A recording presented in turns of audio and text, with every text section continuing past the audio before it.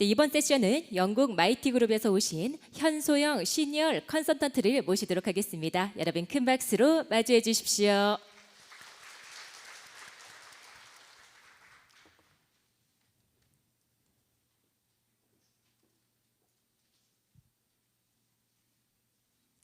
네, 안녕하세요. 저는 오늘 주로 세 가지 파트를 설명드리려고 합니다. 주로 제가 고민하고 있는 부분들을 이렇게 공유하는 자리로 이제 생각을 하고 있는데요. 첫 번째로는 제가 이제까지 이런 고민들을 하게 된 배경이나 그 다음에 이제 앞서 주제로서도 설명을 드렸지만 사용자 중심의 디자인을 이제 추구하게 된 어떤 계기에 대해서 이야기를 드리려고 하고요. 두 번째로는 이러한 어떤 그 사용자 중심의 디자인 그리고 건물 성능의 최적화를 위해서 저에게 가장 어떤 과제나 숙제같이 이제 주어지는 데이터에 대한 문제를 이야기 드리려고 합니다. 그리고 마지막으로 이제 제가 앞으로 해나갈 어떤 작업들에 대한 화두를 던지고 이제 발표를 마치려고 합니다. 여기에 와 계신 많은 분들처럼 저도 좋은 건축이란 무엇일까에 대한 고민들을 많이 하고 지냈었습니다. 그리고 저의 어떤 핵심 어떤 방향은 건물 디자인 단계에서 단순히 디자인이 그냥 미적으로 예뻐서 이제 그렇게 접근한다기보다는 건물의 성능 기반으로 조금 더 과학적인 접근을 하고자 노력을 많이 했던 것 같습니다. 그래서 저의 어떤 포커스는 건물의 환경 성능 그리고 에너지 성능과 관련된 부분이었고요. 그리고 그런 것들을 조금 더 잘 해내기 위해서는 건축 작업이라는 것 자체가 혼자서 하는 일이 아니었기 때문에 건축 프로세스 전반에 대한 향상을 시키지 않으면 불가능한 일이었던 것 같고요. 그래서 어떻게 하면 건축 설계 프로세스를 전반적으로 향상시키고 거기에 제가 조금 더 세부적으로 고민하고 있는 사항들 그리고 결정하는 데 필요한 내용들을 이제 잘 오버랩시켜서 같은 팀원들과 그리고 협력사와 클라이언트와 이렇게 공감대를 형성하는 프로세스를 설정할 수가 있을까라는 고민을 했던 것 같습니다. 그래서 결국에는 이러한 어떤 인테그레이트된 통합적인 그런 설계 프로세스를 세팅하는 게 되게 중요한 역할을 하는 걸로 생각이 됐었고요. 사실 그런 데 있어서 BIM이라는 거가 정말 필수적인 어떤 그 프로세스를 이제 구축하는 데 필요한 컨셉이었다고 생각을 합니다. 정말 많은 분들한테 익숙한 다이어그램일 것 같아요. 하지만 이렇게 이상적으로 환형의 이런 다이어그램이 구축되는 거는 현실 세계에서는 저는 아직 경험해보지 못했던 것 같습니다. 실제로 프로그램 초기 단계부터 이제 프로그래밍부터 시작을 해서 여러 이제 디자인 단계를 거쳐서 폐기 혹은 뭐 리모델링까지 이렇게 연결이 되지만 매 순간순간마다 뭐 보이지 않는 어떤 장벽이 있는 것처럼 데이터를 교환하고 정보를 교환하고 그 다음에 필요한 정보들을 이전시켜서 그 다음 단계로 이제 잘 넘기는 것들이 되게 어려운 일이라고 생각이 들고 각 부문별로 전문가들이 다 있지만 그런 소통의 문제가 늘 어떤 걸림돌이 될 수도 있지 않나라는 생각을 하게 됩니다. 저에게도 이제 여러 가지 프로젝트 포트폴리오가 있는데 이번 발표를 준비하면서 그런 포트폴리오를 한번 살펴봤어요. 이제까지 뭐 얕게 혹은 깊게 참여했던 여러 가지 프로젝트가 있는데 한 60개가 넘는 프로젝트에 참여를 했었더라고요. 근데 그 중에 이제 절반 이상이 누군가에 의해서 사용되고 있는 단계에 있습니다. 하지만 이제 제가 의도한 대로 설계한 대로 그게 잘 사용되고 있는지에 대한 피드백을 받기는 좀 제한적인 면들이 많이 있는 것 같아요. 만약에 여기서 이제 그런 피드백들을 받고 계신 분들이 있다면 정말 행운일 거라고 생각을 합니다. 건물의 어떤 생애 주기는 가끔은 저의 생애 주기보다 더 길어서 건물이 이제 폐기되기 전에 제가 그 건물이 정말로 제대로 역할을 했는지를 검증하는 단계가 정말 그거를 관찰하는 그런 기회가 주어지는 것은 정말 드문 일이라고 생각이 들고 그래서 여러 이제 어떤 통계치들을 보면 뭐 다른 성능들도 많이 있지만 그 중에서도 에너지 성능에 대해서는 실제 예측 단계의 어떤 성능과 실측 단계의 성능이 2배 혹은 많게는 5배까지도 난다고 합니다. 근데 사실상 예측을 잘 하는 거는 쉬운 일은 아닌 것 같아요. 그러니까 어떻게 보면 그냥 바램이지 조금 더 예측을 잘 할 수 있는 방법들에 대한 고민이 많이 필요한 것 같은데 이런 성능 차이가 실측과 예측 사이에 성능 차이가 이제 발생하는 이유는 여러 가지가 있습니다. 뭐 물론 설계 단계에서 예측을 정확하게 하지 않았기 때문에 생기는 문제일 수도 있고요. 그 다음에 시공 단계에서 설계의 의도를 제대로 반영하지 못해서 시공 퀄리티가 그걸 뒷받침해주지 못하기 때문에 발생하는 갭일 수도 있고요. 그리고 더 특별히 이제 운영 단계에서 저희가 제어할 수 없는 부분들이 바로 사용자에 대한 부분입니다. 그래서 운영 단계에서 저희가 예측할 수 없는 사용자의 건물 이용 행태에 대해서 가장 이제 이 성능 차이의 블랙박스 같은 그런 존재로 이제 간주를 하게 됩니다. 그런데 이런 갭을 줄이기 위해서 제가 어떤 부분에 대해서 기여를 할 수 있을까라는 고민들을 많이 하게 됐던 것 같아요. 네, 그러는 고민 와중에 이런 다이어그램을 보게 됐습니다. 정말 심플한 다이어그램인데 제가 이제까지 하고 있던 고민 중에서도 조금 틀을 깨게 해주는 어떤 계기가 됐던 것 같아요. 그 사이에 저는 건물을 조금 더 좋은 방향으로 설계하기 위해서 건물의 환경 성능에 많이 이렇게 집중을 했었던 것 같은데 특히 에너지 성능, 그 다음에 뭐 빛 환경, 음 환경 여러 가지가 이제 포함이 되겠죠. 근데 에너지 하나를 이제 바라본다면 그게 하나의 어떤 기업이 있고 그 기업이 가진 어떤 재정이 있고 그 재정 운영 재정에 기반해서 봤을 때 에너지 비용은 전체 재정의 1%에 해당이 된다는 겁니다. 저는 거기에 매우 주력을 하고 있었죠. 근데 그 나머지 9% 혹은 90%에 대한 부분을 보면은 9%는 렌탈 코스트, 그 다음에 90%가 바로 스타프 코스트로 이제 소비가 된다고 합니다. 그러니까 이렇다고 해서 1%에 해당하는 에너지 비용이 혹은 에너지에 관련된 부분이 중요하지 않다고 이야기 드리고 싶은 건 아니고요. 혹시 제가 너무 건물을 성능 베이스로만 봤다면 이제는 운영 단계에서 이제 이런 뭐 휴먼 데이터에 대한 부분들을 많이 놓치고 있었던 게 아닌가, 그런 것들을 조금 더 챙겨야 되는 게 아닌가라는 생각이 들었습니다. 동시다발적으로 어떤 트렌드들을 읽게 되냐면요, 실제로 건물과 직결되지 않은 경우도 많이 있습니다만 전반적으로 사람의 건강이라던가 웰빙에 대한 관심, 그다음에 이런 동향들이 많이 이제 집중이 되고 있는 것 같은데요. 제가 읽어낸 어떤 동향을 본다면 기본적으로 국내에서도 미세먼지가 많이 문제가 되고 있는 것처럼 저희 전반적인 인류의 어떤 건강을 위협하는 요소가 바로 기후 변화이죠.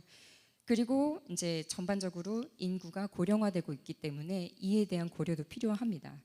그리고 이제 현대인들의 어떤 생활 패턴을 보면 운동이 많이 부족하거나 비만이 많아지고 그 다음에 업무 스트레스가 많아지면서 뭐 정신적인 건강에도 많이 피해가 되고 그로 인해서 뭐 신체적인 건강에도 같이 영향이 있게 되죠. 이런 생활 환경 때문에도 이제 어떤 건강에 대한 문제가 예전부터도 집중이 많이 됐었지만 다시 재조명되고 있는 단계가 아닌가 생각이 들고요. 특히 제가 이제 더 집중하고 싶은 부분은 바로 데이터에 대한 부분인데요. 뭐 스마트 빌딩에 관심을 많이 가지고 계신 분들은 이미 아시겠지만 공공기관에서 이제 저희한테 오픈하는 데이터가 많이 있습니다. 그래서 어떤 도시의 뭐 삶의 질에 관한 문제, 행복 지수에 관한 문제, 그 다음에 보건 복지에 대한 문제, 이런 것들이 저희가 쉽게 조금 더 접근 가능한 데이터로 오픈이 많이 되고 있고요. 거꾸로 개개인을 또 보면 스마트 디바이스의 어떤 발전이나 이런 것들을 통해서 각자 자기가 조금 더 이런 부분에 대한 지식을 갖게 되고 자기의 건강이나 이런 행복 지수에 대한 것들을 트래킹하게 되고 이런 부분에 이제 더 많은 관심을 갖게 되는 그런 어떤 경향을 갖는 것 같습니다. 이제 이런 여러 가지 이제 휴먼 헬스 앤 웰빙에 관련된 그런 트렌드들을 이 동시다발적으로 저는 읽게 됐던 것 같고요. 그런 와중에도 이제 이런 것들을 다시 되돌아가서 빔과 관련해서 이제 이야기를 드린다면, 뭐 저도 이제 설계 단계부터 이제 업무를 시작했던 사람으로서 그리고 중간에 이제 여러 가지 환경 성능에 대한 부분들을 그런 관련 업무를 거쳤던 사람으로서 빔에 이제 여러 가지 이제 디멘전들이 있는 부분들에 대해서는 이해를 하고 있고 실제로 업무를 하면서 이제 3D 모델링부터 5D 이스티메이팅까지는 설계 시공 빔을 통해서 많이 이제 진행을 하게 됩니다. 그리고 개인적인 관심 때문에 서스테너빌리티 부분을 빔으로 어떻게 다시 통합하고 구축할 수 있을까라는 고민들을 지난 10여 년간 많이 했었던 것 같고요. 현재 진행형인 부분은 바로 이제 7D입니다. Facility Management인데요. 과연 이 빔을 어떻게 하면 건물 운영 단계에 조금 더 끌어당겨서 사용할 수 있을까라는 고민들을 계속 하고 있는 중입니다. 근데 여기서 이야기하고 싶은 핵심은 뭐냐면요. 결국에는 저희가 설계 단계부터 정말 많은 데이터들을 한데 끌어모아서 뭐 레빗이 됐든 뭐가 됐든 여러 가지 이제 빔 플랫폼을 통해서 그것들을 이제 모으기 시작합니다.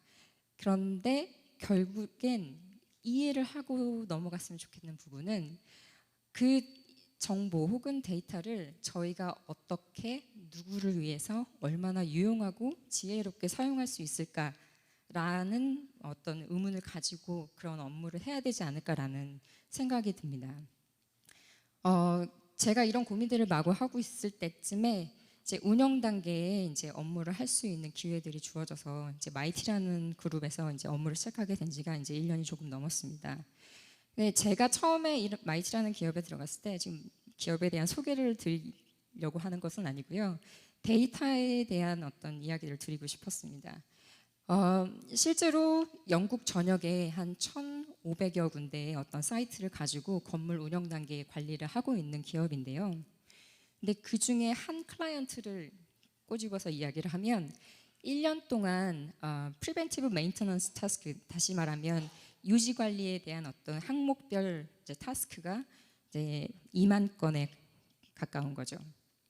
그리고 또 한 클라이언트, 다른 클라이언트를 또 예를 들어보면 그 클라이언트는 영국 전역의 리테일 지점마다 그 지점을 다 통틀어서 직원을 16만 명 정도 이제 보유하고 있다고 합니다. 근데 이 단일 건물에서 혹은 단일 클라이언트에서 나오는 데이터의 양을 보면 영국 전역에 만약에 1,500개의 사이트가 있다라고 했을 때 그 데이터의 양은 어마어마한 거죠. 근데 이 운영 단계의 빅데이터를 처음 접하게 됐을 때 저로서는 약간 케이오스였던 것 같아요. 관리가 되지 않고 그걸 어디에 어떻게 써야 될지 모르고 있는 경우가 더 많았던 것 같습니다. 저는 너무나 궁금해하고 갈증이 많았던 그런 데이터를 접했는데 매우 즐겁고도 되게 괴로운 상태였던 거죠. 어디서부터 어떻게 손을 대야 될지 모르겠던 기억이 납니다. 근데 결과적으로 저의 입장에서는 아까 이제 저희가 설계 단계에서 예측을 하고 거기서 이렇게 딱 일단락 지어지는 그런 게 아니라 건물의 생애 주기에 걸쳐서 건물 성능을 계속적으로 모니터링을 하고 검증을 하고 어디서부터 갭이 발생했는지를 이해하고 조금 더 나은 예측을 할 수는 없을까라는 고민들이 필요할 것 같다는 생각이 들고 있습니다. 그래서 조금 더 이렇게 아까 초반에 보여드렸던 그 환영 다이어그램을 또 다른 방식으로 표현을 해봤는데 각 단계마다 어널리시스를 할 수 있는 부분들이 많이 있을 거라고 생각을 하고 단순히 이것은 예측을 통해서 하는 어떤 시뮬레이션 같은 거에 국한된 것이 아니라 저희가 조금 더 많은 부분의 많은 데이터들을 가지고 접근을 해야 되지 않을까라는 생각이 듭니다. 이쯤에서 이제 얘기를 드리고 싶은 것은 제가 이런 데이터를 관리하기 위해서 그리고 조금 더 빔 기반으로 퍼실리티 매니지먼트 쪽을 이제 더 제공하기 위해서 제시한 어떤 프레임워크들이 있는데요. 이제 그 부분을 소개드리려고 합니다. 그래서 데이터 드리븐 빌트 인바이러먼트라고 제가 적어놨는데 실제로 건물 운영 단계에서는 정말 수많은 센서를 설치해서 건물의 어떤 환경 성능을 계속 트래킹을 하거든요. 근데 이 센서 데이터가 실시간으로 계속 수집이 되고 있기 때문에 그 환경 성능에 대한 모니터링을 하면서 이 모니터링을 한 데이터를 가지고 저희가 이렇게 계속적으로 건물의 환경 성능을 살피는 것 이외에도 계속 반복되는 운영 단계의 어떤 이슈들이 있습니다. 그런 이슈들은 사실상 트래디셔널한 이런 FM 단계에서는 상당히 어떤 작업들이 노동 집약적이거든요. 그래서 인력 집약적이고 이렇게 회사의 어떤 인원수, 직원 수도 다 그런 부분에서 나오는 건데 그런 것들을 조금 더 효율적으로 하기 위해서 머신러닝을 적용하게 되는 겁니다. 아직까지 머신러닝은 많은 것들을 저희한테 해줄 것 같은 어떤 그 포텐셜을 가지고 있기는 하지만 그렇게 하기 위해서 아이를 키우고 있는 어떤 느낌이에요. 말하는 법을 배우게 하고요. 말을 알아듣는 법을 배우게 해야 되고 어떤 사물을 분간하는 이미지 프로세싱 같은 것들을 배우게 해야 되고요. 그것도 언어별로 다른 언어를 이해시킬 수 있도록 가르쳐야 되고요. 그래서 머신 러닝을 통해서 이제 조금 더 효율적인 업무를 하고 그다음에 그런 것들이 어떻게 하면 운영에 대한 전략들을 바꾸고 더 향상시킬 수 있는지, 나아가서 건물을 이용하는 사용자들한테는 어떻게 영향을 미칠 수 있는지에 대한 고민들을 하게 되는 거죠.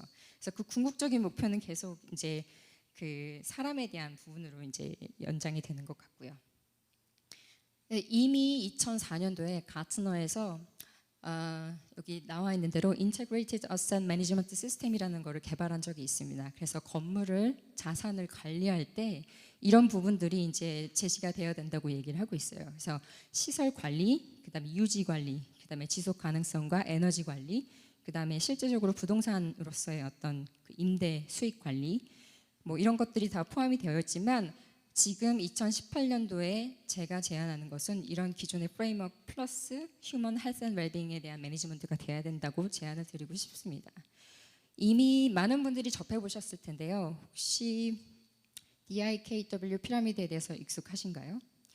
저희가 이렇게 그냥 공기 중에 먼지가 쌓여 있듯이 데이터는 그냥 이런 허공에 산재되어 있는 어떤 존재인 것 같아요. 날 것의 무엇인데 어떻게 쓸지, 누가 쓸지, 무엇을 통해서 쓸지 아무도 모르는 거죠. 근데 그 데이터가 어떤 가치를 갖게 되면 그게 바로 인포메이션이 됩니다. 빌딩 인포메이션 모델링의 인포메이션은 이미 저희가 어떻게 그 데이터를 사용할지에 대한 개념이 있다는 거죠. 근데 그게 더 나아가서 사람들이 이걸 조금 더 이로운 곳에 사용할 수 있게끔 되고 그게 조금 더 가치 판단에 더 도움을 주는 역할을 한다면 그게 바로 널리지가 되는 거죠. 이후에 그런 것들이 모여서 모든 사람을 이롭게 하는 방향으로 진리에 가까운 무언가가 되면 그게 바로 위즈덤이라고 생각을 합니다.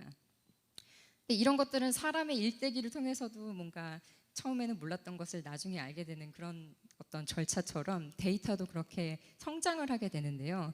여기에서 일방향적으로 데이터, 인포메이션, 널리지, 위즈덤 이렇게 하고 끝나는 게 아니라 사실상 저의 입장에서는 저게 결국에는 실측이 되고 그게 팩트가 돼서 다시 데이터를 수집하는 단계로 피드백이 되고 그래서 사람들이 바닥부터 스크래치부터 데이터를 수집하는 것이 아니라 이미 남들이 겪은 시행착오를 통해서 데이터에 대한 부분들을 다시 수집할 수 있는 그런 클로즈드 룹을 만들어줘야 된다고 이제 생각을 하는 거죠. 이거를 건축 프로세스에 다시 입혀놓으면 디자인 단계가 늘 새롭게 시작되는 것 같지만 그게 아니라 실제 운영 단계에서의 시행착오나 미처 디자이너가 깨닫지 못했던 부분들을 가져다가 그걸 기반으로 디자인을 해야 된다는 생각이 들고 있습니다. 그래서 그걸 기반으로 어떻게 하면 이제 이런 운영 단계 프레임워크를 잘 만들 수 있을까라는 고민을 많이 하게 됐고요. 제가 이제 이런 이야기들을 하면서 아까 뭐 오토데스크에서도 이제 이런 플랫폼에 대해서 소개를 해주셨지만 아직까지는 자체적으로 플랫폼을 만들어서 사용을 하고 있는데요. 데이터의 종류가 매우 중요합니다. 기존에는 만약에 설계, 시공 단계를 통해서 BIM 정보가 있었다고 하면요. 그 빔 데이터를 가져다가 FM에서 쓸 수 있지 않을까, 운영 단계에서 쓸 수 있지 않을까라는 것이 기본적인 어떤 개념일 것 같은데 현실적으로는 매 단계마다 그 데이터 익스체인지가 있을 때마다 데이터 로스가 생깁니다. 그래서 설계 단계의 데이터가 인포메이션이 시공 단계를 다 넘어오지 않고 시공 단계의 데이터가 운영 단계에 찾을 수가 없는 거죠. 그래서 운영 단계에서 뭔가 설계의 어떤 데이터들을 찾으려고 하면 아무도 그 존재를 알 수가 없기 때문에 그런 것들이 지금 FM 단계에서 직면하고 있는 어떤 문제라고 보실 수가 있습니다.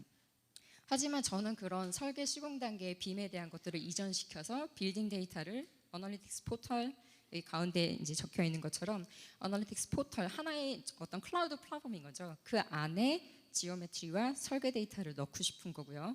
그리고 이제 위쪽에 보시면 시뮬레이션 데이터라고 되어 있습니다. 저희가 예측을 통해서 이 건물의 예측 성능은 이 정도다라는 것들을 이제 판단을 할 수가 있는데 우측에 센서 데이터 실제로 저희가 건물에 설치를 해서 건물의 환경 성능을 실측한 다음에 수집하는 데이터인데요.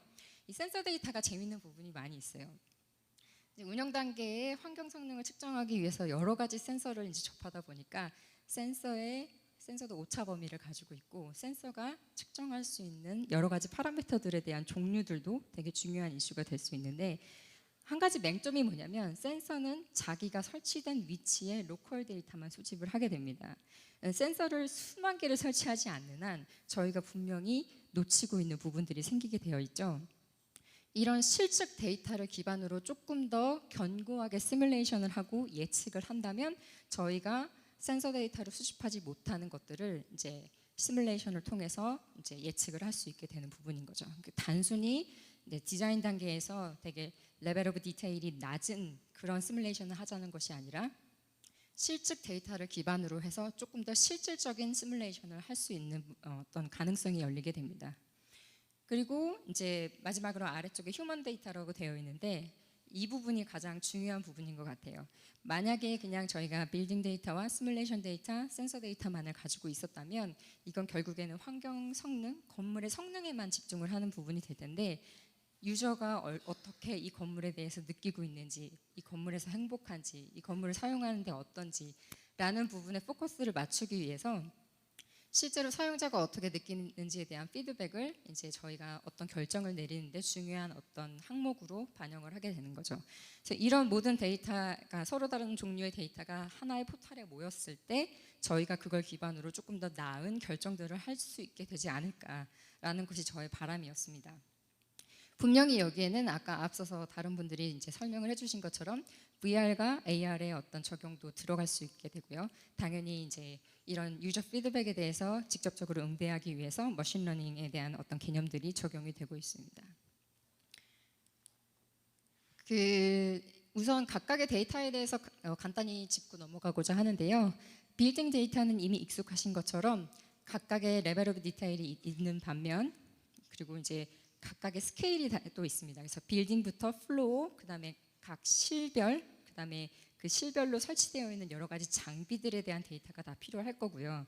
단순히 설계 데이터만 이제 저희가 이전이 되는 게 아니라 거기에 운영 데이터까지 같이 오버라이가 되는 게 조금 더 저희한테 유용한 그런 정보가 될 수가 있겠죠.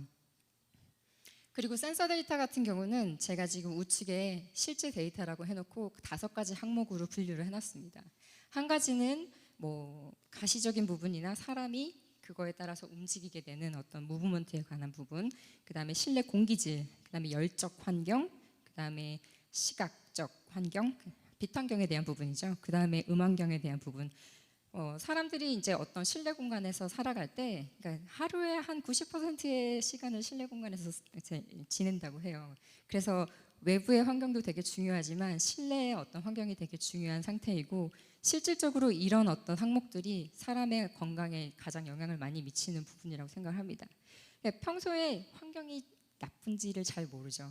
근데 어떻게 보면 나쁜 환경인지 모르는 그 환경 속에서 사람이 서서히 죽어가고 있을 수도 있다는 생각을 해보면 이게 조금 더 설계를 하는 사람 입장에서 혹은 공간을 디자인하는 사람 입장에서 이런 것들을 운영하는 사람 입장에서는 조금 더 사람들한테 어떻게 영향을 미치는지를 더 자세하게 깊이 들여다보고 싶지 않냐는 거죠. 근데 그거를 할 수 있는 어떤 기술적인 부분들이 가능하다면 그 궁극의 끝이 어딘지를 이제 궁금해하게 되지 않나라는 생각이 듭니다. 이제 개인적으로는 그런 것 같고요. 거기에 덧붙여서 이제 시뮬레이션 데이터가 들어가게 되는데 같은 항목으로 여러 가지 이제 시뮬레이션에 대한 부분들을 이제 진행을 할 수가 있는데 가끔은 센서가 캡처하지 못하는 것을 저희가 시뮬레이션을 통해서 할 수도 있고요. 그 다음에 시뮬레이션 하기가 너무 어려운데 센서로는 조금 더 쉽게 이렇게 캡처를 할 수 있는 그런 항목들도 있습니다. 그래서 상호 보완적으로 이런 데이터들을 취합하는 것이 되게 중요하다고 생각이 듭니다. 그 가장 중요한 것 중에 하나가 바로 유저 피드백입니다. 4가지 어떤 주요 스테이크홀더들을 적어놨는데 역시나 디자인팀의 역할도 매우 중요하고 이런 모든 데이터에 대한 리퀘어먼트는 사실 클라이언트가 주게 되어 있잖아요. 그런 데이터가 사실 FM 쪽에 이전이 되지 않는 것은 사실 클라이언트 입장에서 이렇게 딱 뭔가 소통이 불가한 경우가 더 많이 있습니다. 그리고 인플로이어로서의 클라이언트가 실제 인플로이인 유저한테도 이런 정보를 공개하고 유저가 컨트롤 가능한 환경을 만들어주는 것도 이런 전반적인 어떤 환경을 개선하는 방향이 될 수가 있겠죠. 그리고 당연히 FM 프로바이더, 이제 시설 관리를 하는 사람 입장에서는 이런 여러 가지 어떤 인터랙티브 툴을 가지고 어떻게 하면 사용자가 조금 더 쾌적한 환경에서 자기 업무를 하고 그 업무를 하는 사람들의 생산성을 향상시키고 나아가서 그 기업의 이윤 창출에도 도움이 되는 방향이 될지에 대해서 이제 고민을 하게 되는 역할까지 주어지게 되는 겁니다. 그래서 전반적으로 하나의 클로즈드 룹을 만든 그런 퍼실리티 매니지먼트가 가능하게 되는 것이 저의 어떤 큰 그림이고 이제 그 시작 단계에 와 있다는 생각이 많이 들고 있습니다. 그래서 사실상 이런 레벨 오브 디테일이라던가 각각의 어떤 그 인포메이션에 대한 것들을 컨트롤할 수 있는 플랫폼, 그다음에 유저 앱 같은 것들 이런 것들이 동시다발적으로 개발이 돼서 그런 것들에 대한 트레이닝도 필요한 상태이고요. 앞서 말씀드렸던 어널리틱스 포털의 한 케이스라고 보시면 되는데요. 실제로 저희가 빔 데이터를 이제 플랫폼에 넣고 거기에 실제 템퍼레처를 오버레이 시켜서 힙맵을 이렇게 같이 보여주는 가시화 작업을 하게 됩니다. 이 템퍼레처는 그러니까 이 실내 온도는 시시각각 계속 바뀌게 되기 때문에 단순하게 이렇게 힙맵을 보면서 저희가 어떤 문제가 있진 않은지 판단을 할 수도 있고요. 그다음에 이 온도, 실내 온도 이외에도 여러 가지 파라미터들이 있기 때문에 그런 부분들을 계속 이렇게 모니터링을 할 수가 있게 되어 있습니다. 근데 이 어널리틱스 포털이 있음으로써 좋은 것이 뭐냐면 여기저기 분산되어 있던 데이터들을 하나의 플랫폼에 모은다는 사실 자체가 상당히 업무적인 입장에서 업무 효율 입장에서 좋습니다. 그리고 그 모아진 데이터들을 그러니까 최대한 모든 단서들을 끌어모아서 제가 조금 더 맞는 결정을 하게 도와주게끔 혹은 다른 팀원들이 맞는 결정을 할 수 있게끔 도와주는 일이 되게 중요하다고 생각이 들고요. 여기에서 조금 더 지혜로운 어떤 결정이 가능하고 그 다음에 단순히 한 번 딱 결정을 하고 끝나는 것이 아니라 건물은 몇십 년 동안 사용이 되기 때문에 이게 결국엔 현재 진행형에 실시간으로 바뀌는 어떤 데이터들을 모니터링하는 그런 개념이 될 거라서 이런 포털의 어떤 기능들이 정말 중요하다고 생각이 듭니다. 그래서 이런 것들을 가능하게 하기 위해서는 사실 저에게도 많은 어떤 프로세스 맵과 뭐 소프트웨어, 그다음에 플랫폼, 툴 이런 것들이 필요한데 지금 보고 계신 거는 어떻게 보면 인포메이션 딜리버리 매뉴얼의 어떤 컨셉 이미지라고 보시면 되세요. 그래서 누가 어떤 인포메이션을 만들어내고 그걸 누구한테 전달해 줘야 되는지 그것의 포맷은 뭔지 그다음에 그게 왜 필요한지에 대해서 정의를 할 필요가 있는데요. 뭐 클라이언트가 물론 어떤 빔에 대한 리퀘어먼트를 주는 것과 같이 모든 스테이크홀더가 자기가 어떤 정보가 왜 필요하고 그걸 어떻게 활용할 건지에 대해서 이해를 할 필요가 있습니다. 그래서 그런 것들이 이제 이런 어떤 프로세스 맵 상에 같이 오버레이가 돼서 설계 전체 프로세스에 잘 반영이 되어야 되고 현실적으로 저런 포털이 아주 디테일한 빔 모델을 그대로 구현할 수 있게끔 그렇게 용이하게 작동이 되지는 않는 경우도 있기 때문에 이제 레벨 오브 디테일이 무조건 그 정말 세밀한 어떤 빔 모델을 가져다가 쓴다고 해서 그게 늘 좋은 것은 아닙니다. 그래서 최적의 레벨 오브 디테일이 뭔지에 대한 고민들도 늘 필요한 것 같습니다. 그리고 아까 말씀드렸던 어떤 열 환경에 대한 것, 그 다음에 빛 환경, 음 환경, 실내 공기질, 그 다음에 사람들이 어떻게 움직이고 이동을 하는지에 대한 여러 가지 분석들을 할 수가 있게 되는데요. 이 분석들을 하는 데에 당연히 여러 가지 소프트웨어가 쓰이게 됩니다.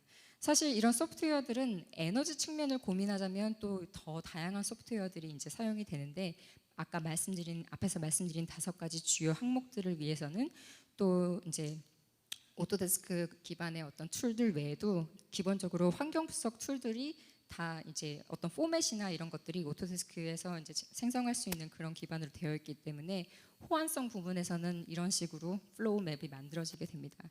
그리고 아직까지는 제가 아까도 말씀드렸듯이 별도의 플랫폼이 없기 때문에 이제 오픈 소스 웹 뷰어를 사용해서 IFC 기반의 그 어널리틱스 포털을 사용하고 있고 그래서 빔의 어떤 지오메트리를 그대로 이제 포털에 보내서 그 가시화 작업들을 진행을 하고 있습니다. 얼마 전에 저희 이제 회사가 런던에 이제 렌조 피아노가 설계한 샤드 건물에 입주를 했어요. 그리고 입주를 하면서 이때다 싶어가지고 그런 저희가 업무를 하는 그 공간을 가지고 뭔가 실험을 해보자라는 이야기를 하게 됐습니다. 뭔가 이렇게 클라이언트 프로젝트를 가지고 할 때 제한되어 있는 그런 실험들을 사실은 저희 집을 가지고 할 때는 조금 더 많이 해볼 수가 있으니까 그런 장점이 있었던 것 같고요. 그거의 첫 시도는 디자인을, 그러니까 오퍼레이션을 위한 디자인을 해보자라는 거였고요. 조금 더 장기적인 어떤 운영을 위해서 어떻게 하면 우리가 환경 성능에 대한 부분들을 미리 고려하고 이제 데이터 드리븐 디자인을 통해서 사람들이 더 행복하게 일할 수 있는 환경들을 만들 수 있을까라는 그런 고민에서 시작이 됐고요. 실제로 아무것도 없는 플로우 플레이트가 있다고 하면 어디서부터 점을 찍어야 될지 잘 모를 때가 많죠. 그래서 아까 이제 그 앞에서도 설명해 주신 발표해 주신 내용에 따르면 이제 머신러닝을 통해서 스페이스 플래닝을 한 경우도 있는데 실제로 오토데스크 리서치 팀에서는 제너레이티브 디자인이라는 컨셉을 가지고 이렇게 분석을 통해서 스페이스 플래닝을 하고 있습니다. 그래서 저도 같은 개념으로 여러 가지 분석들을 통해서 앞에 보이시는 이 분석 툴들을 통해서 레이어링을 하게 되죠. 그래서 예를 들면 첫 번째 그림을 보시면 Visibility Graph Analysis라고 되어 있는데 건물에 딱 들어섰을 때 사람들이 가시각에 걸림돌이 없는지에 대한 것들을 판단해서 그 다음으로 이동할 공간을 심리적으로 정하게 된다는 그런 것들을 기반으로 해서 만들어진 툴입니다. 장애물이 있으면 그쪽으로 가지 않게 되는 경향이 많고요. 그래서 탁 트인 공간은 조금 더 콜라보레이션을 위한 공간으로 조닝이 되고 조금 더 막혀 있는 공간은 포커스하면서 조금 조용히 업무를 할 수 있는 공간으로 구획이 되는 게 자연스러운 거죠.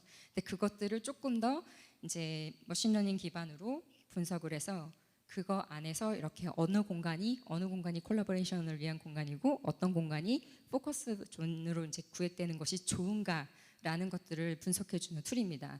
이런 것들은 결국엔 그런 어떤 스페이스 플래닝뿐만이 아니라 사람들이 어떻게 하면 콜라보레이션 존을 통해서 더 많이 움직임이 있어서 가만히 앉아서 일만 하는 게 아니라 조금 더 어떤 피지컬 액티비티를 이뤄낼 수 있는지에 대한 부분으로도 연결이 되고요. 그 다음에 포커스 존과 이런 콜라보레이션 존을 구분을 하면서 조금 더 실내 소음에 대한 부분들도 미리 방지를 할 수 있는 그런 부분들도 생기게 됩니다.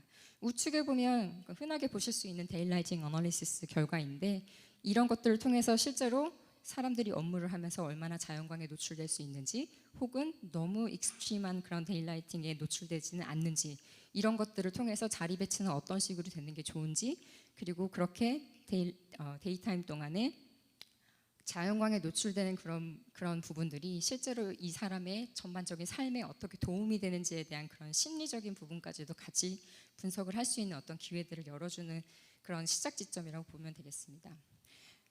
사실 케이스를 조금 더 자세히 설명을 드리고 싶은데 저한테 주어진 시간이 많이 지나서 빨리 진행을 하도록 하겠습니다. 사실 저희가 이런 바이오필릭 디자인이라는 컨셉을 적용해서 그 전체 공간 중에 일부를 자연적인 어떤 요소를 가미해서 디자인을 하고 이제 여기서 발런티어들이 직원들 중에 발런티어들이 여기서 4주 동안 이제 생활을 하고 혹은 일반적인 업무 공간에서 4주 동안 또 생활을 하면서 그 두 공간을 사용했던 어떤 비교를 한 실험들을 했었는데 이 부분은 빨리 넘어가도록 하겠습니다.